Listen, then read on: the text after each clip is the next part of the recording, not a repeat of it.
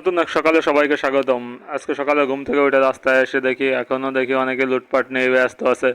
তো এই লোকগুলোকে আর কি বলবো, এটা দেখে আমরা চলে আসলাম শহীদ মিনারে। এখানে এসে দেখি পুরাই ফাঁকা। গতকালও এখানে দেখছি অনেক আনন্দ উৎসব মিছিল চলছিল। আজকে তো একটা লোকও নেই, দু একজন আছে। তো এখানে দেখলাম একজন জুস দিচ্ছিল, জুস নিয়ে নিলাম। তো জুস খেয়ে আবু সাইদকে স্মরণ করে কয়েকটা ফটো মটো তুললাম। তুলে আমরা সংসদ ভবনের উদ্দেশ্যে রওনা দিয়েছি। তো দেখি সংসদ ভবনে ঢোকা যায় কিনা। গতকাল তো সবাই সংসদ ভবনে ঢুকছিল, সেটা দেখেই যাচ্ছিলাম। তো রাস্তায় দেখলাম এটিএন বাংলার অফিস ভাঙচুর করছে।